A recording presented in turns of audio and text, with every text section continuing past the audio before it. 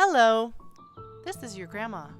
I'm going to tell you the story of the Salmon Princess, an Alaska Cinderella story by Mindy Dyer.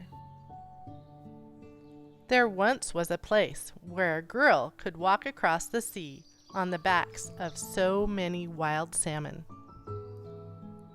It was here in the southeast Alaska, a fisherman, his wife, and their daughter called home. They lived at the edge of a shadowy rainforest where waterfalls made music with the drip, drip of the rain. It was a happy life, though it was full of hard work. While the fisherman plucked fish from his nets, mother and daughter smoked salmon on the beach. Sweet smoke spiraled into the sky as they sang songs from long ago, a time when anything was possible.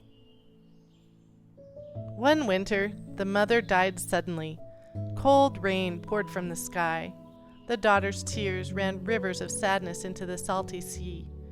The fisherman held sadness in his heart like a great net bursting with fish. Years passed, and eventually the fisherman remarried. His new wife had 2 strong sons who quickly learned to catch fish. With 3 fishermen, the net swelled with salmon. The stepmother refused to clean fish and gave that stinky, slimy job to the girl. The girl's name was Cinder because of her smoky gray eyes that sparkled like fire. Cinder had a favorite place in the forest at the base of an ancient cedar tree. She went there to smoke salmon the way her mother had taught her. When the fisherman looked into his daughter's eyes, it wasn't the spark he saw, but the memory of the girl's mother looking at him. He buried his grief with more and more fish as the years drifted by. One summer, the fisherman returned home with news of a silver salmon festival on the mainland with a carousel, contest, and a dance, followed by a raffle for a grand prize of real silver bars. In all of the excitement, Cinder overheard her brothers talking about raffle tickets. They hoped to win the silver and buy a faster boat to catch more and more fish. If Cinder won the silver, she would not buy a salmon boat. She was already drowning in salmon. When Cinder asked to go to the festival, her stepmother said, "No! There are too many fish to clean." Her father sadly said, "There are indeed all those fish."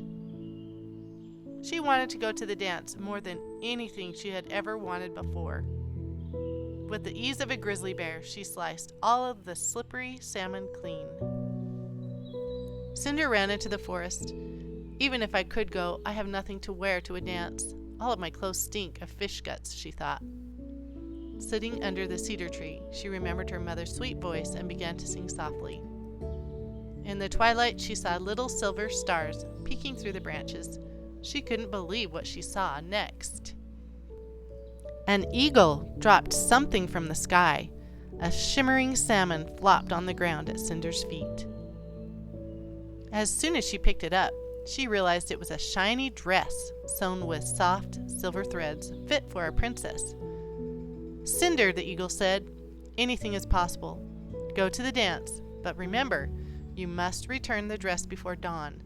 The silver will disappear in the light of day." Cinder slipped into the silver dress and looked up to thank the eagle, but it was gone. Then she looked down at her Sitka slippers, the heavy rubber boots that Southeast Alaskans wore. Luckily, the dress covered her boots. Wearing her new gown, Cinder headed to the festival. She remembered to bring some of her smoked salmon to sell so she could buy raffle tickets. Running toward the dock, Cinder saw the brothers' fishing boat pull out into the bay. "I'll hop across on the swimming salmon if I have to," she vowed. Then, seeing the skiff, Cinder jumped in and started it up just as she had seen her father do a million times.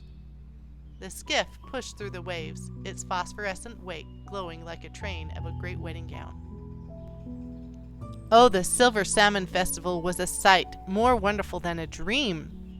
Cinder had never seen such colorful lights. She saw a boy looking at her, and her stomach flip-flopped, just like a fish out of water. Their eyes met briefly, but before the boy could ask for her name, she ran off to sell her salmon and then bought as many raffle tickets as she could. Cinder found a long line of dancers and jumped in. When the boy saw the girl's wild red hair and smoky gray eyes that sparked, he was hooked. Circling left, circling right, Cinder and her dance partner spun like the hands of the clock. In her long hair he smelled smoke as they twirled into the night. At the glimmer of first light, Cinder suddenly remembered the eagle. She sprinted off the dance floor and down to the dock toward her skiff. Her boot caught in a net, and as she wrestled with it, she dropped the raffle tickets. Cinder hopped into the skiff and hurried across the bay to return the dress, leaving her boot behind. The boy followed her to the dock.